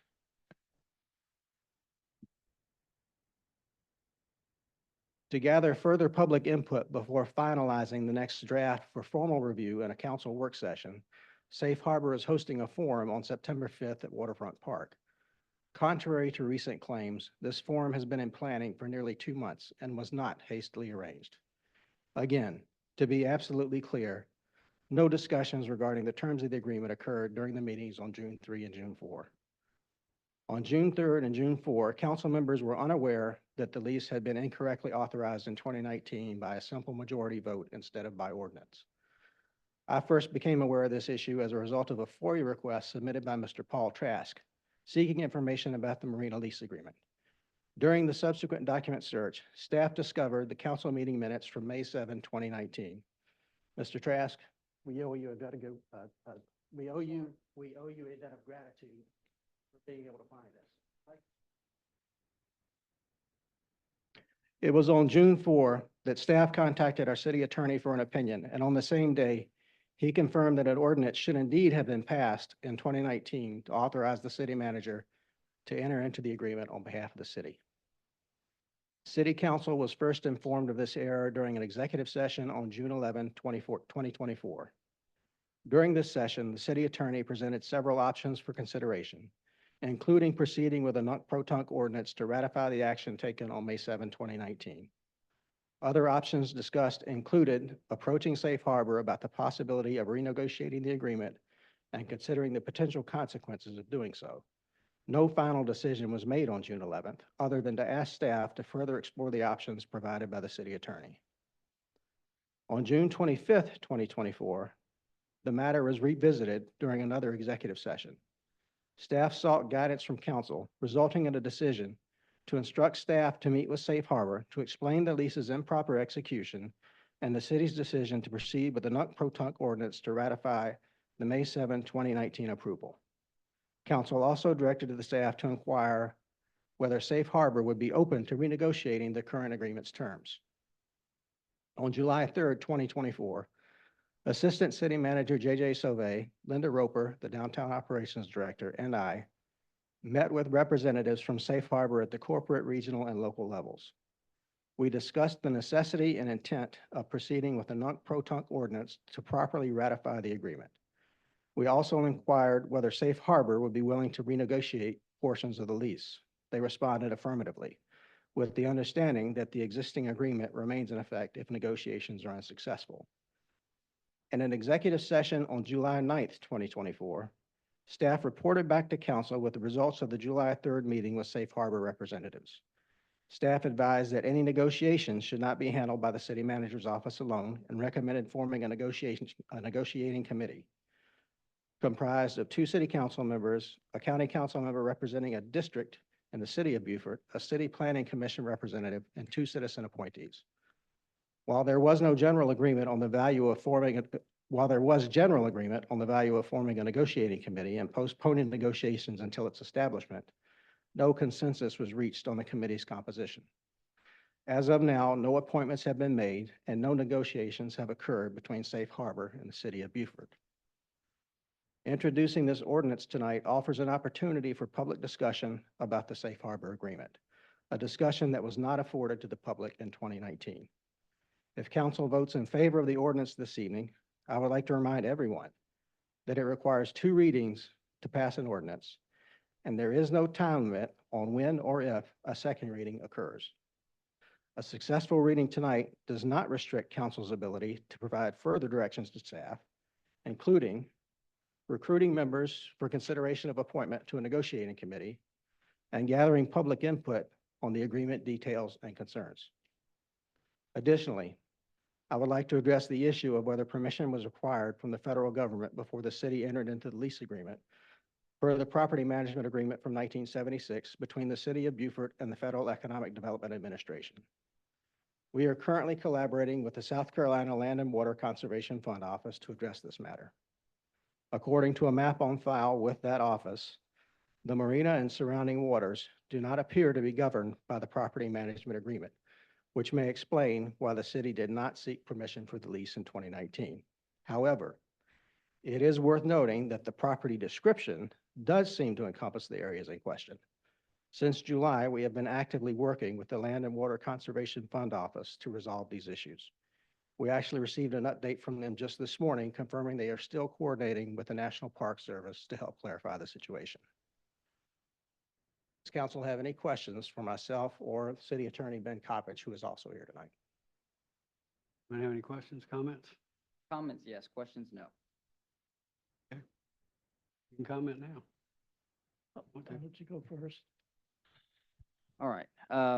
So first, Scott, I want to thank you for everything that you've done to try to untangle this mess that we're in. This is a major issue, and usually with issues like this, of this magnitude, I lose sleep at night for several nights trying to figure out where I stand and why, and trying to educate myself on the issue. Surprisingly, that has not happened with this, because my hand has been pretty steady on where I fall on this matter. I will say 2 things. If I was on council in May 7th, 2019, and I went back and watched that meeting, it's on the city's website, we had a citizen stand up and make a comment to the end of, council is fixing to commit to a 40-year agreement with a developer. When is the public going to have the opportunity to view this lease? And the response that the citizen got was after it's signed. I think in that moment, if I had any desire at all to sign this lease, I would have retracted that desire and started over again. Because I do think that the process and how it plays out is extremely important. We do want the community to be involved. And I think that right now, staff wants the community to be involved. And that's the intent of exactly what Scott just outlined. It's the reason that I didn't second your motion to take this off the agenda. I didn't put it on the agenda, but I think that now that it is on the agenda, it's important that we discuss it. We have members in the community who came here to discuss it. Scott has prepared for this conversation. We're paying our attorney to be here for this conversation. So I think that it's important that it plays out wherever it falls. The second thing is since my election, I've probably spent 30 or 40 minutes talking to Safe Harbor, and it was in the meeting that we had, aside from public work sessions, but it was in the meeting that we had in regards to the size of the marina. And I know that in the meeting that I attended, it was made very clear to them that the community was not in favor of an expansion. And so we wanted them to redesign the marina and make a proposal that was in the footprint of the current marina, because that's what the community seems to want. My interpretation of Safe Harbor's response to that was that they were absolutely willing to work with the community. They just didn't have any direction up front and didn't know what to propose. So left to their own devices, it's very obvious that they would bring an expansion because the contract states that they're to bring in as much revenue as they can. So it does not surprise me that they presented a proposal 3 times the size of what we currently have. But I do think that the issue for me now is not the administrative error of not having an ordinance. And it's really not anything else that was discussed aside from the fact that transparency was removed from the equation from the beginning. And that's what troubles me the most. It's why I wouldn't have voted in favor for it in May of 2019 and in June of 2019.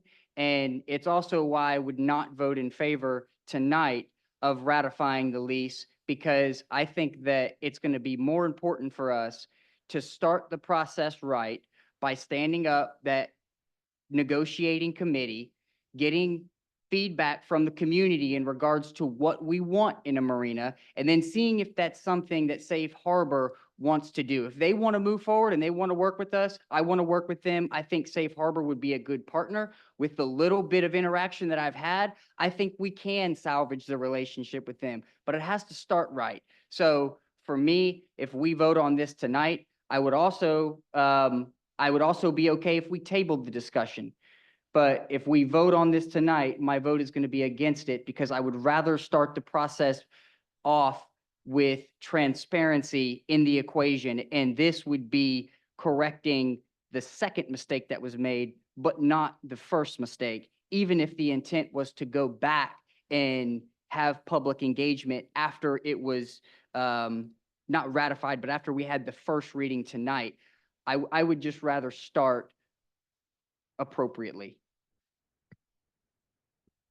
Okay, so I too met with Safe Harbor. I found them to be a very honorable partner. They walked in, they knew me as the hell no guy, because I said hell no to expanding the marina down, protecting people's view of the bay. And they presented a plan that was exactly what I asked for. And I asked a few other things, and they said, we knew you were going to ask that. Turn the page, there it was. You'll have to see it on September 5th. As far as online, somebody asked me how I was going to vote, and I said yes, and then I explained it in detail. Well, they just turned it around on the line and just said, Councilman Lipsett's in favor of illegal contract, without the explanation. There was a long explanation, and I am ashamed to even know you, is all I can say to the person. Anyway, for right now, I feel like Councilman McPhee ought to be a part of this, and I would like to postpone this until next meeting so he can take a vote. Mike's on. Yeah, this is another one of those hard issues. They're all hard. I guess that's why we're sitting up here. But I've dealt with hard issues in my life. and I'll deal with this too. I've listened to everyone that spoke very passionately and truthfully, very factually about all the history. The history doesn't change it. Scott pretty much said much of what you as the citizens said. And I've gone back and forth, to be honest with you. And I guess I'm kind of at that fourth point right now. There are only two of us who are on council that were here in 2019. And one of those individuals is not here. And the one thing I know that Mike McPhee has always brought to council was the wisdom that has with the years that he's served. And I've always had a lot of respect for Mike. And I would like to hear from him. And I think that we should take no action on this until Mike is able to be a part of this discussion. I will also say that it is our marina. It's the city's marina.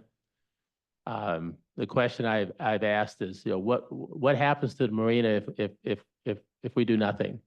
What happens if there's no contract and Safe Harbor decides to walk away? What does that mean for the city in terms of expenses and to maintain it and then keep it viable? So I don't know, but right now I don't feel comfortable doing anything in terms of a decision, to be honest with you. So I agree with Neil that we should postpone. And in the meantime, while we're postponing and waiting for Mike to come or to be able to be present, and hopefully all of us sitting up here, that staff continues to get more information on what are the pros, cons of saying yes, and what are the pros and cons of being no, and we have another discussion. Well, as I mentioned earlier, I wanted to remove this from the agenda and because I was not comfortable going forward with the first reading, and I feel that postponement is fine with me until we can get all these issues addressed. It's been 5 years that we've gone without an ordinance. What's a little more time to get those issues resolved? I was on council at that time. It was a mistake. I own up to it. But we can fix it, and we're going to fix it. And so I can't make a motion as the chair, but I would entertain a motion to postpone. Mr. Mayor, you currently have a motion on the floor and a second Okay. for approval. You would need to amend that motion. Okay. Mr. Mayor, I would like to make a motion. Afterwards. I would like to make a motion that we amend our previous motion and postpone this until next meeting where we have a full council. Second. Motion a second.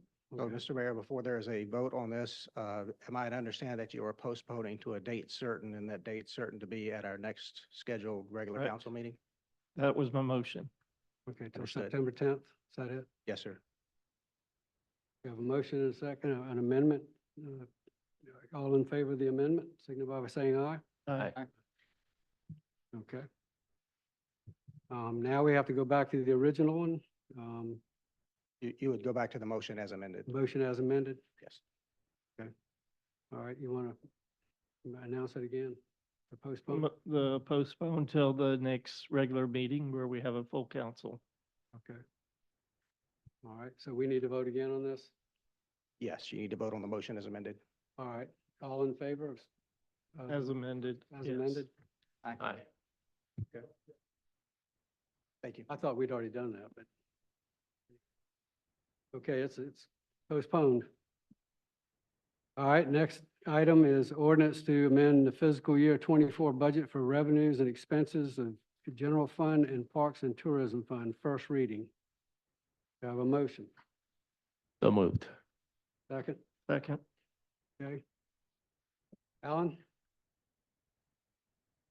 Good evening, Mayor and Council. Here to present the fiscal year 24 budget amendment. This is just with our year end, we have an adjustment just compared our budget to our actuals for revenues and expenditures for the general fund and the Parks and Tourism Fund. I'll kind of give you a high level. We have, for the general fund, we've experienced business license growth of about $1.64 million, as well as residential and commercial development building permits, and exceeded by 102,000. One reason for the business license increase is attributable to the city receiving over $1 million more from Municipal Association of South Carolina, the revenue collections programs compared to last year. The city will look into ways to improve revenue forecasting during the next budget cycle. Also, the fire department received higher than anticipated grant revenues in the amount of $60,000 from the Assistance to Firefighters Grant and $100,000 from the South Carolina Opioid Recovery Fund. The city also received $63,000 from FEMA for public assistance efforts related to Hurricane Idalia last September. The city also received an additional $210,000 in franchise fees over the budget amount, and we received $122,000 in excess from insurance proceeds for claims on city property, along with $433,000 in sales of city properties during the fiscal year. Also, the city's general fund interest revenues were $470,000 greater than budgeted as a result of rising interest rates during the fiscal year. The Public Works Street and Traffic Department capital expenditures were $100,000 less than budgeted, as a bid for a fire station's headquarters traffic signal replacement came in over budget. The Public Works Solid Waste Department operating expenditures were $171,000 more than anticipated due to the city's residential garbage collectors providers increasing their rates during their fiscal year. And finally, the fire department's expenditures were $227,000 more than budgeted, resulting from additional personnel costs of $191,000 related to the AFG grant and the other South Carolina grant, and also $36,000 from associated professional training for the AFG grant. Okay. And also, let me highlight a little bit for the Parks and Tourism Fund as well. The city's hospitality fees increased by $370,000 compared to budget, as well as $225,000 in excess for local accommodations fees. Same thing for interest revenue for the Parks and Tourism Fund, $290,000 more than budgeted from a result of rising interest rates. And finally, the city hosted some festivals and community events during the year, the Taste of Beaufort and the Shrimp Festival. These were not included in the original budget, which resulted in charges for services of $260,000 and operating costs of $287,000. And you may remember with that one, for our fiscal 25 budget, we have included those amounts in our original budget going forward and plan to as well. Be happy to answer any questions you may have for our fiscal 24 budget. I have a question. In number 4 and 5, the 600,000 from ARPA and the 250 from ARPA, does that pretty much wipes out that 853 or so thousand? Yeah, I think you may refer to our next budget amendment, which is fiscal 25. I'll get to that. We're looking at fiscal 24 budget amendment. I'm sorry, say again. I'm sorry. Yeah, I think what you're referring to is our fiscal 25 budget amendment. Right now, I'm first going over fiscal 24 budget amendment. So that 850 is still there. Till next reading. Yeah, till Till we this one, get or to the next next item. Till next. Yeah. let me- Alan, I have a question on this one. So I was looking for the reflection of each of these in the Exhibit A. And I did not see the Parks and Tourism Fund added to the Budget Amendment 5. Am I missing it? No, it's a good question, but actually Exhibit A is only just for our general fund. It doesn't include the Parks and Tourism Fund is reflected in Exhibit B. And we have that amount is reflected in the revised amount for Parks and Tourism Fund, but what you're referring to in Exhibit A is just for our general fund. So, and I didn't see a budget amendment at all in there. So I guess where was it? Where would I see it? Yeah, under the Exhibit B, under that Parks and Tourism Fund. Yep. Is, I guess it's not quite as clear, but we added that additional amount into, so what you're seeing now is the proposed budget with that additional amounts in there. So for Parks and Tourism Fund, that revenue line item is reflecting with the new charges for services. Okay, I guess it was just a little bit confusing because for the other ones, there was an amendment and then it was itemized to where you could see the addition. And in this one, I guess it was just added to the total revenues. Yeah, within the Parks and Tourism Fund, we can make it a little more clear. Okay. If you like to kind of show. Yeah, I think so. I mean, it would help me when I was looking at it. Yeah, it would have helped. So I think next time if it's maybe a little bit more clear. Yeah, we Yeah. can do that. Thank you. No problem. Alan, with the festivals, the Taste of Beaufort and Shrimp Festival, those charges for services and operating costs, I saw a loss of 27,000. Is that correct? Yeah, that's what we're coming with. These are also not only those two main festivals, but other events, the Halloween event and the Christmas events as well. But usually in the past, we've kind of broken even. This was Yeah. a little bit, but I was just curious. I saw that. Any other comments? Okay. All right. All in favor of the ordinance to amend the fiscal year budget for revenues and expenditures of general fund and Parks and Tourism Fund, signify by saying aye. Aye. Okay. Next item is ordinance to amend fiscal year 25 budget for revenues and expenditures of general fund, ARPA fund, and capital projects fund. This is first reading. Do I have a motion? Motion to approve. Second. Okay. Alan? all right, so this is for fiscal year 25, our current fiscal year that we're in right now. Have some budget amendments to bring forward. The first one is we were awarded a state and local cybersecurity grant for a little over $46,000 for multi-factor authentication, implementation, security awareness, and phishing training. The second request is for the headquarters fire station 1 traffic signal is not fully functioning and needs replacement and impacts public safety. This traffic signal replacement was budgeted for $100,000 in fiscal year 24 last year, but the bid received was higher than anticipated. The city would like to allocate $150,000 for this emergency project and use general fund committed fund balance for capital equipment, which has a balance of a little over $1.2 million as of June 30th, 2023. We have also included a memo from Chief Ogden and also from our Nate Fair, our Public Works Director, with some more details about this traffic signal and the importance of it. Also, we have the city was notified that the utility relocation for Allison Road project cannot be submitted for reimbursement under the South Carolina TAP grant. The city's portion of this project with Dominion Energy is $255,000.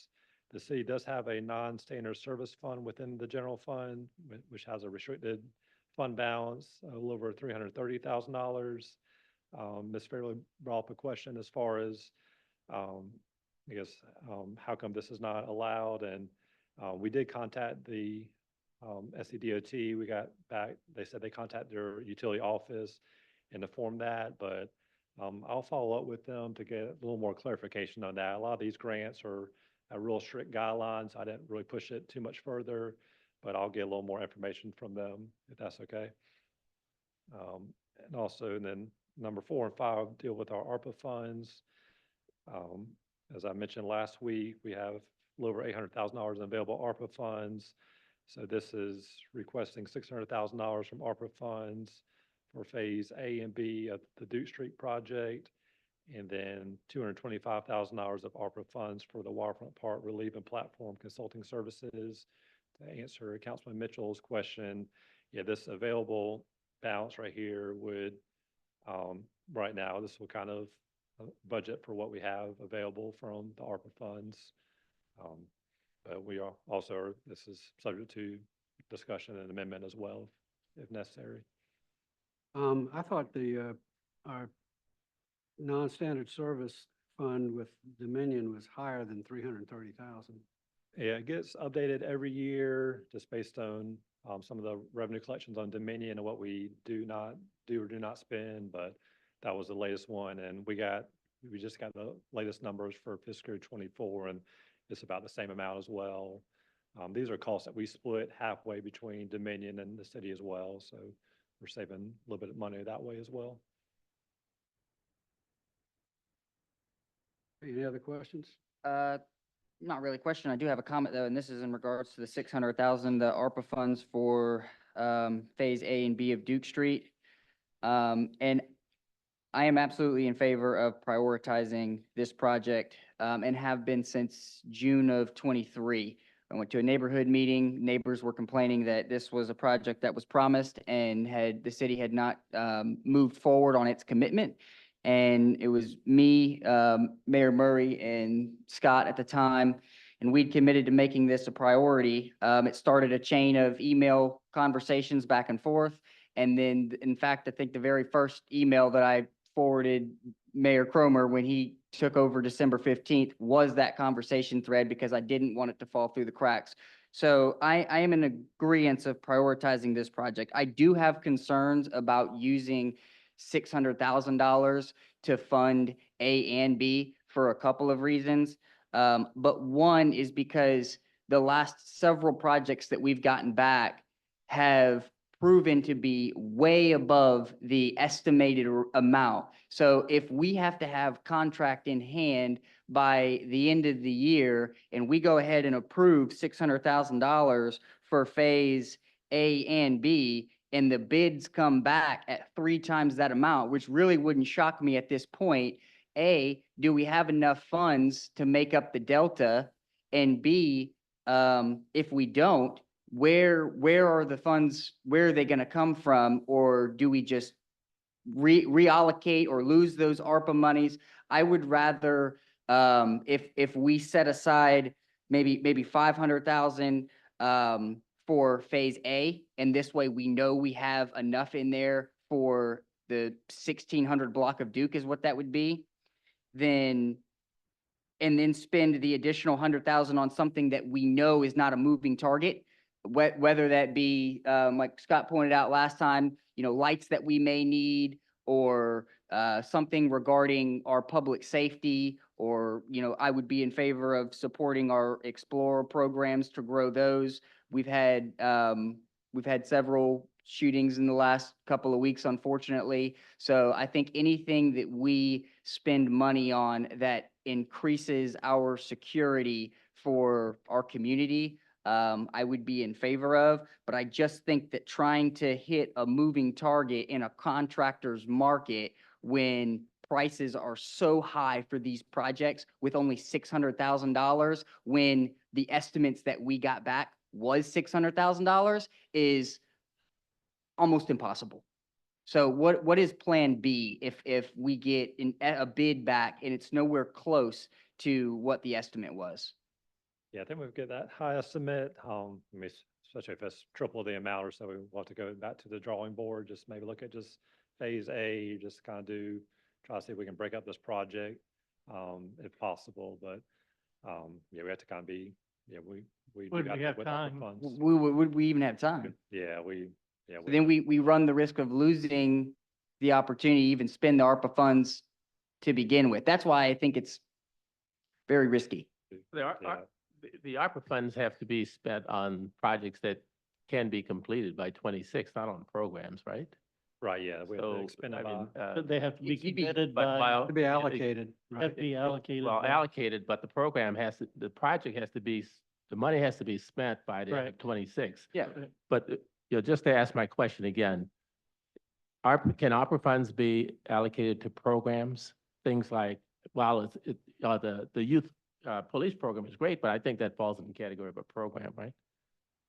I'm Yeah, I asking a think- question. It could fund, well, so I've seen, and I looked at this because I had the same question, and I looked at other municipalities who use these funds for public safety measures. And yes, they have been used for programs over and over again, so long as it's spent within that time, which I think that our goal is to continue to grow those programs. So we'll have some next year is the plan.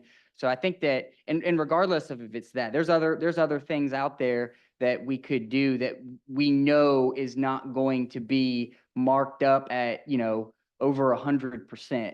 And that's kind of the concern here, is if we get bids back and they're over 600, then what do we do?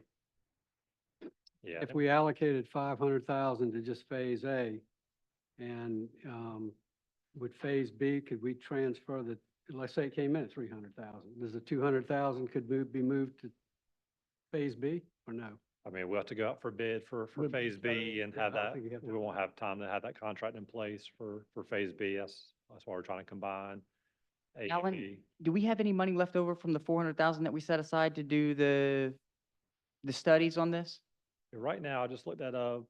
We have, or the POs for 400,000, we've spent about 85,000 so far, so we have about $315,000 left, but there's still invoices coming in. They're not finished up with their study.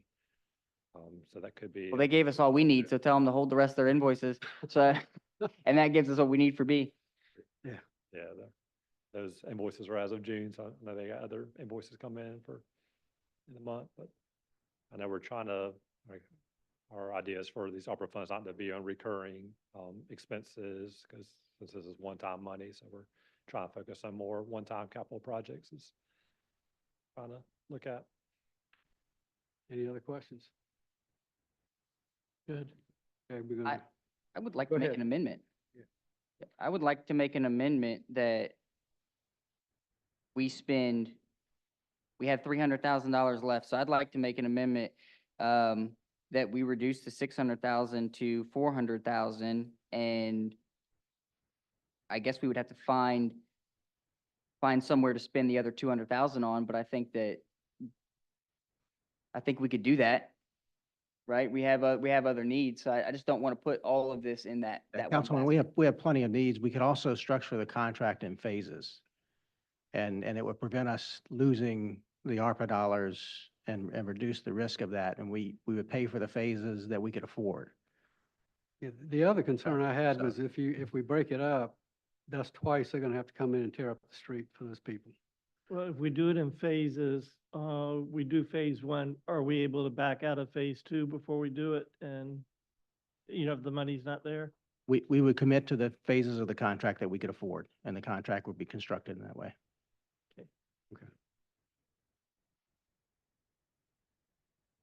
Want to go forward with the amendment? Yes, I move that we amend the 600,000 to 400,000. Okay, do I have a second? That's Phase A. It's Phase A. Oh, and that would be for Phase A.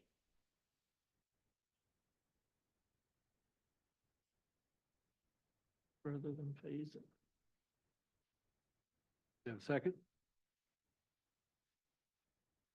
Okay, hearing none, the amendment fails. Go back to the original question. An ordinance to amend the fiscal year budget for revenues and expenditures of general fund, ARPA fund, and capital projects fund as is. All in favor, signify by saying aye. Aye. Aye. Okay. Next is an ordinance approving the grant of a utility easement encumbering real property owned by the city of Beaufort to Beaufort Jasper Water and Sewer Authority. This is first reading. Motion to approve. Second? Okay? JJ? Good evening, council. The ordinance that you have before you for first reading is regarding two sections of utility easements that are requested by Beaufort Jasper Water on the South Side Park project. During the planning process, there was still discussion about exactly where these water lines would be. And they finally finalized that. These are standard 15-foot utility ordinances, utility easements for two locations that go across the main entrance to Southside Park. Is there any question about those? They were in the original plans. There was just some back and forth about the exact location, so they didn't prepare the easement documents until that was finalized. Questions? None. Have none, okay.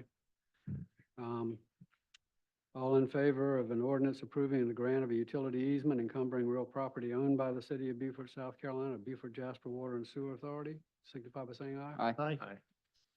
Thank you, council. Okay, memorandum of understanding with Beaufort County for Boundary Street Logan Vista Maintenance. Do you have a motion? No, we Motion need to- a we don't need a motion, I don't think, do we? The A memorandum. memorandum, we do? Okay, Motion to approve. Second. all right. Scott? I'm working on it. My leg's getting tired working back and forth today. The staff was approached by the county to enter into a memorandum of understanding to provide basic housekeeping, lawn care, what have you, on a couple of properties that they have recently bought. In fact, the county approved their purchase last evening. And this property is 2729 and 2735 Boundary Street, which is on the vista leading into our city. So they're asking to enter into an MOU for us to perform the landscaping, basic landscaping services. It will remain undeveloped. It is being purchased for the purpose of keeping an open vista.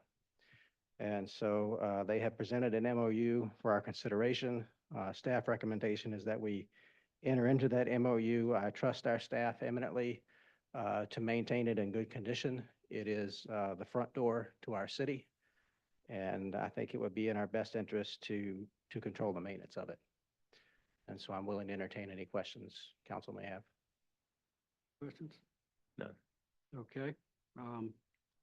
All in favor of memorandum of understanding with Beaufort County for the maintenance of Boundary Street, Logan Vista? All in favor, signify by saying aye. Aye. Aye. Okay.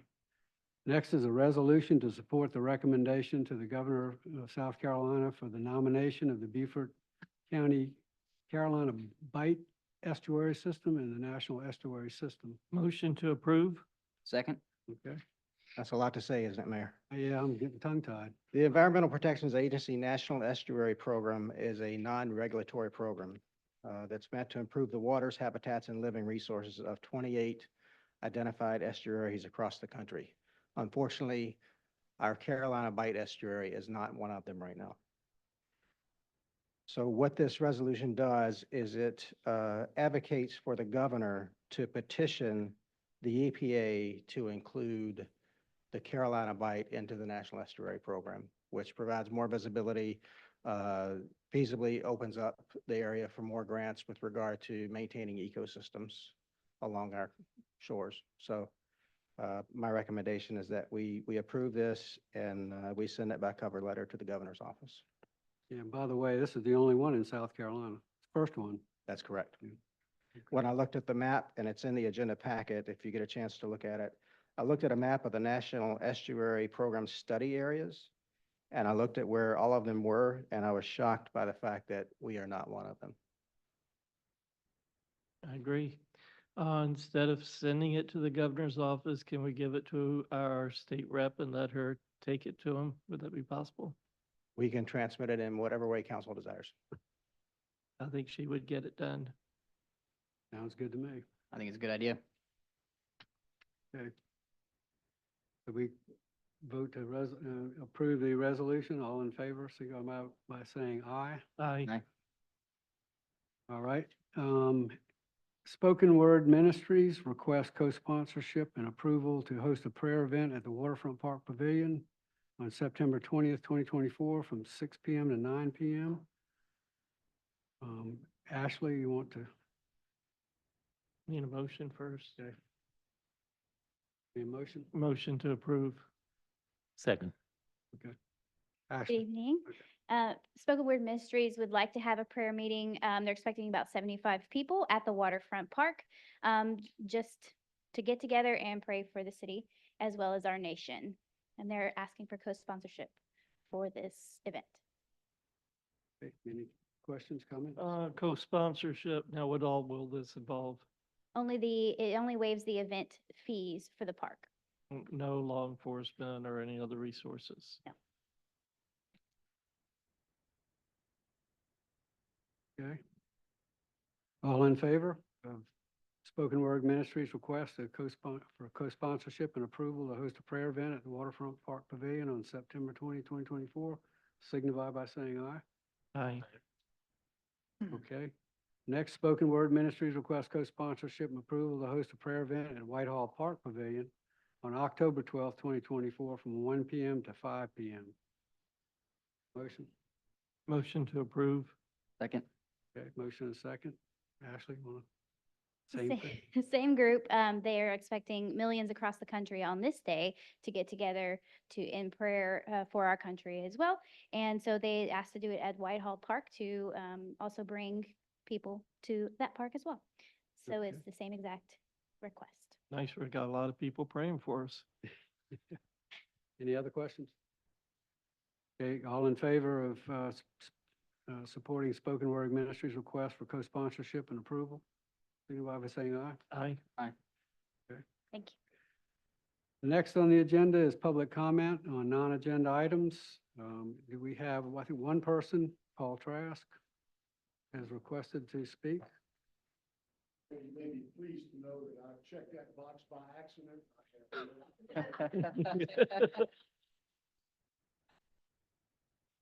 Thank you. Well, this is your opportunity. You got to come up and give us your name, Joe, and your address and all that. 1809 Boundary. So just to share some trivia with you all. It's about contracts. So if you remember, about 15 years ago, Hilton Head Island, the city of Hilton Head Island and the Beaufort County got into an agreement or contract, whatever you want to call it, for the county to do maintenance on the city park on Hilton Head or parks. It might have been plural. Well, as soon as it was discovered that the county never signed a contract, guess what happened? The county stopped doing maintenance. So I take it that the council, each party signed that marina contract. Just some trivia. Thank you. That should have been in the first on the agenda items, but that's okay. We'll let you slide. Okay, anybody else? Okay, hearing none, we'll go to reports. City manager's report. Good evening again, Mayor and Council. We had a pretty busy summer break for a break. We had a tropical storm in the middle of it. Debbie visited us for a day or two longer than we would have liked. But I want to give thanks to our Public Works, our police, and our fire department who were on duty working around the clock before, during, and after the storm. To experience a tropical storm in the low country without widespread flooding is very rare. Some might even say it's lucky. But sometimes you make your own luck, and in this case, I'd say that Public Works made a lot of luck. Even before the storm, Public Works crews led by Nate Farrell, stand up, Nate. You recognize. Our Public Works crews were out lowering lagoons and tidal ponds to be sure they could collect as much rainwater as possible even before the storm. They reported this process at every low tide throughout the storm to help prevent neighborhood flooding. Public Works crews were also out at all times of the day and night during the storm and after, clearing down trees from active roadways. Countless other efforts by our police and fire personnel also helped keep all major roadways passable throughout the storm. I would also be remiss if I did not mention Dominion Energy. Power outages in the storm were very few and very short in duration, which also is very rare for a tropical storm in this area. Debbie was a great tune-up, but we have to remain mindful. We are just entering the peak season of hurricanes. So we are staying vigilant for the next storm. On a more positive note, the fire department is offering CPR training on Saturday at 9 a.m. at Station 2. There are a few spots left. If you'd like more information on how to register, you can email city-fire@cityofbeaufort.org or call the fire department at 843-525-7055. I want to let everyone know that city offices will be closed on Monday, September 2nd in observance of Labor Day. We will have a First Friday next week on September 6th. It will not be a street closure event, but the theme is tailgating, so wear your favorite team jersey. We had some PD promotions, and let me find those because I've got those printed.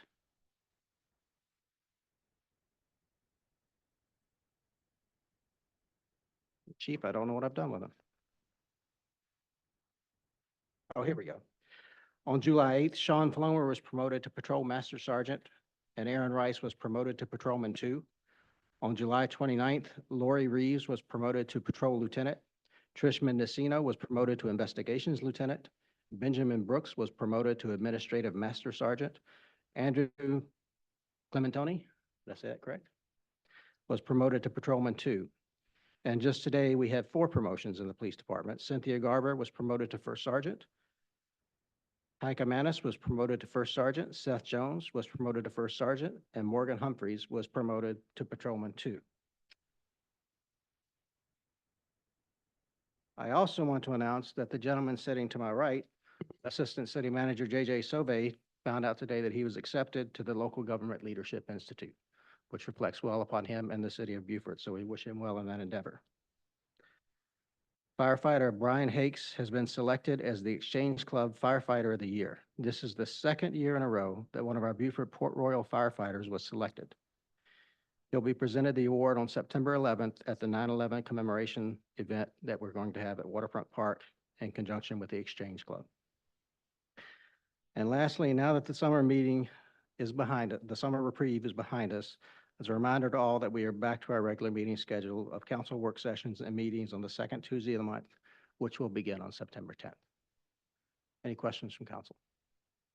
No, thank you. Thank you. Okay, for the mayor's report, I participated along with Councilman Mitchell in the Veterans Administration Stand Down Day. This was their first event in the area, and it was very well attended. They provided health, employment, counseling, and other services for homeless veterans. So I want to give a shout out to Caroline Furman and the VA, her staff, and all the organizations and volunteers that participated in that. Also participated in the Baja Watermelon Sip and Stroll last Saturday. It was a great event, good turnout, and a lot of fun. Also, I want to give thanks to the staff for launching the city's Geographic Information, or GIS page, and the city's capital improvement program on the city's website. I guess it went active today. Is that it? Last week? Okay. All right. I thought it was today for some reason. Very user-friendly way to keep up with all the capital projects going on in the community. And would like to wish everyone a safe Labor Day. And with that, I'll go to my left. Councilman Scaletti. Ooh, changing it up on me. All right, so first, I missed my opportunity to ask the department heads questions because we were just kind of going so fast. So you guys got lucky tonight because I did have some questions. I know you might find it hard to believe, but I did read this 300-page packet. With the exception of you, Nate, I'm still going to ask my question to you. I want to know how Daryl is. He's good? Anything that we can do to make sure you guys are hydrated? You good? All right. On August 14th, I was able to attend the Tech Connect event, which was at the Windhorse Gallery Marketplace. Saturday, August 17th, I attended the Battle of the Beards event, which raised over $8,000 for human trafficking. On August 22nd, I was able to meet with John Worley with the Beaufort History Museum to measure the storage room, which I believe is going to be, the intent is for that room to be used for a hologram to be able to educate members of the community and visitors on the American Revolutionary War. And then on August 24th, I was able to attend Baja's Sip and Stroll. Was a great event, good turnout. The weather was nice. I got some cool watermelon glasses. And lastly, I look forward to our first retreat in the Leadership Institute, which is September 6th, 7th, and 8th. My understanding is it will be on Fripp, and that is basically all that we know. So I'm excited about that. And with that, I will close my report. All right, Councilman Mitchell. Okay, good evening to everyone out there and online. I too attended the military stand down. Somewhere along the line, the name got morphed into Beaufort County Spirit of Hope stand down. Ms. Caroline Furman was very instrumental in making that happen, but the genesis of it was with Reverend Laval Henderson out of North Carolina. He had been doing this for some time, and he just happened to be in town visiting Penn Center and knew that between the Marine Corps Air Station and Paris Island, there are a lot of veterans here, started asking some questions and realized that he wanted to bring his program to Beaufort. So obviously got involved with a lot of folks. I got a call from Miss Anita Prather, and the ball started going, and it happened. And it was really wonderful to see, you know, and it's touching to see how our folks really come out to help those in need. Those veterans were getting everything from hopefully getting their benefit packages taken care of, medical records updated, to even getting haircuts, right? And it was interesting to see, you know, it's amazing what just a nice haircut and the cleaning up of the beard will do. And I watched some of those folks that went in and came out, and they had an extra pep in their step when they were walking away from that tent. So kudos to Reverend Henderson and everyone who helped with that effort.